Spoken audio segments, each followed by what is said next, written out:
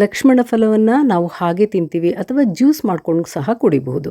ಇದನ್ನು ಮಾರ್ಕೆಟ್ನಲ್ಲಿ ಬಹಳ ದುಬಾರಿ ಬೆಲೆಗೆ ಕೊಂಡ್ಕೊಳ್ತಾರೆ. ಆದರೆ ಇದನ್ನು ಬೆಳೆಯೋದು ತುಂಬ ಕಷ್ಟ ಏನಿಲ್ಲ. ನಮಸ್ಕಾರ ಎಲ್ರಿಗೂ, ಜಾಯ್ಸ್ ಆಫ್ ಮಲೆನಾಡು ಚಾನಲ್ಗೆ ತಮಗೆಲ್ರಿಗೂ ಸ್ವಾಗತ. ನೀವಿಲ್ಲಿ ನೋಡ್ತಿರುವಂಥದ್ದು ನಮ್ಮ ತೋಟದಲ್ಲಿ ನಾವೇ ಬೆಳೆದಿರುವಂಥ ಲಕ್ಷ್ಮಣ ಫಲ. ಇದು ಈ ಗಿಡ ತುಂಬ ದೊಡ್ಡದೇನಲ್ಲ, 3 ವರ್ಷ ಆಗಿದೆ ಅಷ್ಟೇ. ಬಹಳ ಬೇಗ ಕಾಯಿ ಬಿಡ್ತದೆ ಇದರಲ್ಲಿ. ಇದು ಸ್ವಲ್ಪ ದೊಡ್ಡದಿದೆ, ಒಂದೇ ಒಂದು ಕಾಯಿ ಬಿಟ್ಟಿದೆ. ಹಾಗಾಗಿ ಇದು ತಿನ್ನೋದಕ್ಕೆ ಹೆಚ್ಚಾಗ್ತದೆ ಅಂತ ನಾನು ಇದನ್ನು ಸ್ವಲ್ಪ ಜ್ಯೂಸ್ ಮಾಡ್ತಾ ಇದ್ದೀನಿ.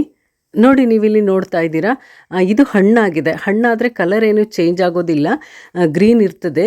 ಇದನ್ನು ನಾನೀಗ ಕೊಯ್ದುಬಿಟ್ಟು ಇದರಲ್ಲಿ ನಾನು ಜ್ಯೂಸ್ ಮಾಡ್ತಾ ಇದ್ದೀನಿ. ಮೇಲ್ಗಡೆ ನೋಡೋದಕ್ಕೆ ಇದು ಹಲಸಿನ ಹಣ್ಣು ಥರ ಕಾಣುತ್ತೆ, ಒಳಗಡೆ ಕೂಡ ಹಾಗೇ ತುಂಬ ಸಾಫ್ಟ್ ಆಗಿರ್ತದೆ.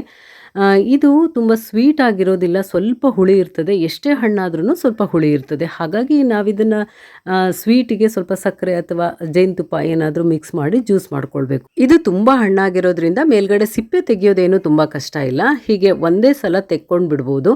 ಹಾಗೆಯೇ ನಾವಿದರ ಕಾಯನ್ನು ಕೂಡ ಹಲಸಿನಕಾಯಿ ಪಲ್ಯ ಮಾಡೋ ರೀತಿ ಪಲ್ಯ ಮಾಡ್ಕೊಳ್ತಾರೆ. ನೋಡಿ, ಈ ರೀತಿ ಸಿಪ್ಪೆನ ತೆಗೆದ್ರಾಯ್ತು. ಹಾಗೆ ಇದರಲ್ಲಿ ಮಧ್ಯ ಮಧ್ಯ ಬೀಜ ಇರ್ತದೆ. ನಾವು ಜ್ಯೂಸರ್ ಜಾರಿಗೆ ಹಾಕೋದ್ರಿಂದ ಮೊದಲು ನೀಟಾಗಿ ಎಲ್ಲ ಕಡೆ ಪ್ರೆಸ್ ಮಾಡಿ ಇದರಲ್ಲಿರೋ ಬೀಜನ ತೆಗಿಬೇಕು. ಈ ಲಕ್ಷ್ಮಣ ಫಲದಲ್ಲಿ ಕ್ಯಾನ್ಸರ್ ಕಾರಕ ಕಣಗಳನ್ನು ಕೊಲ್ಲುವ ಶಕ್ತಿ ಇದೆ ಅಂತ ಹೇಳಲಾಗ್ತದೆ. ಇದು ನೈಸರ್ಗಿಕವಾಗಿ ಸಿಗುವಂತಹ ಒಂದು ಔಷಧಿ ಅಂತಲೇ ಹೇಳ್ಬೋದು. ಹಾಗಾಗಿ ಮಾರ್ಕೆಟ್ನಲ್ಲಿ ತುಂಬ ಬೆಲೆ ಕೊಟ್ಟು ಇದನ್ನು ಕೊಂಡ್ಕೊಳ್ತಾರೆ. ಈ ಲಕ್ಷ್ಮಣ ಫಲದ ಎಲೆಯನ್ನು ಕೂಡ ನೀರಲ್ಲಿ ಹಾಕಿ ಕುದಿಸ್ಬಿಟ್ಟು ಅದನ್ನು ಕಷಾಯ ಮಾಡಿಕೊಂಡು ಕುಡಿತಾರೆ. ನೋಡಿ, ಈಗ ನಾನು ಇದರಲ್ಲಿರೋ ಬೀಜನೆಲ್ಲ ತೆಗೆದಿದ್ದೀನಿ. ಈಗ ಇದನ್ನು ಕೂಡ ನಾವು ವೇಸ್ಟ್ ಮಾಡಬಾರ್ದು. ಇದನ್ನು ತೇವಾಂಶ ಇರುವಂಥ ಮಣ್ಣಲ್ಲಿ ಹಾಕಿಟ್ರೆ ಈ ಬೀಜನ ನಾವು ಗಿಡ ಮಾಡ್ಕೊಳ್ಬಹುದು.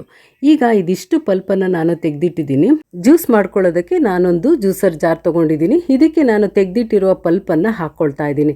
ಇಲ್ಲಿ ನಾವು ಸಿಹಿಗೆ ಜೇನುತುಪ್ಪ ಅಥವಾ ಬೆಲ್ಲ ಅಥವಾ ಸಕ್ಕರೆ ಏನನ್ನಾದರೂ ಬಳಸ್ಬೋದು. ನಾನಿಲ್ಲಿ ಸಕ್ಕರೆಯನ್ನು ಬಳಸಿದ್ದೀನಿ. ನಾನು 5 ಸ್ಪೂನ್ ಸಕ್ಕರೆ ತಗೊಳ್ತಾ ಇದ್ದೀನಿ. ನಮ್ಮ ಸಿಹಿಗೆ ಅನುಗುಣವಾಗಿ ನಾವು ಇಲ್ಲಿ ಸಕ್ಕರೆಯನ್ನು ತಗೊಳ್ಬೋದು. ಹಾಗೆಯೇ ನಮಗೆ ಜ್ಯೂಸ್ ಎಷ್ಟು ಬೇಕು ಅನ್ನೋದ್ರ ಮೇಲೆ ನೀರನ್ನು ಹಾಕೋಬೇಕು. ಇದಕ್ಕೆ ನಾನಿಲ್ಲಿ 1 ಕಪ್ ಆಗುವಷ್ಟು ನೀರನ್ನು ತಗೊಂಡಿದ್ದೀನಿ. ನಾನು 3 ಗ್ಲಾಸಷ್ಟು ಜ್ಯೂಸ್ ಮಾಡ್ತಾ ಇರೋದ್ರಿಂದ ಇಲ್ಲಿ 1 ಕಪ್ ನೀರನ್ನು ಮಾತ್ರ ಸೇರಿಸ್ಕೊಂಡಿದ್ದೀನಿ. ಜ್ಯೂಸ್ ಜಾಸ್ತಿ ಮಾಡ್ಕೊಳ್ಬೇಕು ಅಂತ ಹೇಳಿದಾಗ 1-2 ಲೋಟ ನೀರನ್ನು ಸೇರಿಸ್ಕೊಳ್ಬಹುದು.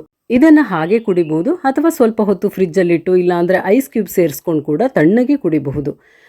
ಬಹಳ ಟೇಸ್ಟಿಯಾದ ಜ್ಯೂಸ್ ಇದು. ಹಾಗೆಯೇ ತುಂಬ ಹೆಲ್ತ್ ಬೆನಿಫಿಟ್ಸ್ ಇರುವಂಥ ಲಕ್ಷ್ಮಣ ಫಲದ ಜ್ಯೂಸನ್ನು ನಮಗೆ ಈ ರೀತಿ ಹಣ್ಣು ಸಿಕ್ಕಾಗ ಖಂಡಿತ ಒಂದ್ಸಲ ಮಾಡಿಕೊಂಡು ಕುಡಿಲೇಬೇಕು. ಇದರ ಕಲರ್ ಬಿಳಿ ಇದ್ದರೂ ಸ್ವಲ್ಪ ಹುಳಿ ಮತ್ತು ಸಿಹಿ ಇರೋದ್ರಿಂದ ಇದನ್ನು ಕುಡಿಯುವಾಗ ಮಾವಿನ ಹಣ್ಣಿನ ಜ್ಯೂಸ್ ಥರನೇ ಅನಿಸುತ್ತೆ. ತುಂಬ ಈಸಿಯಾಗಿ ಮಾಡ್ಕೊಳ್ಳುವಂಥ ಬಹಳ ಹೆಲ್ದಿಯಾದ ಲಕ್ಷ್ಮಣ ಫಲದ ಜ್ಯೂಸ್ ನೀವು ಒಂದ್ಸಲ ಟ್ರೈ ಮಾಡಿ. ಹೇಗಿತ್ತು ಅಂತ ನನಗೆ ಕಮೆಂಟ್ ಮಾಡಿ. ಹಾಗೆಯೇ ನಮ್ಮ ಚಾನಲ್ನ ಸಬ್ಸ್ಕ್ರೈಬ್ ಮಾಡಿ, ಲೈಕ್ ಮಾಡಿ, ಶೇರ್ ಮಾಡಿ. ಶುಭವಾಗಲಿ. ನಮಸ್ಕಾರ.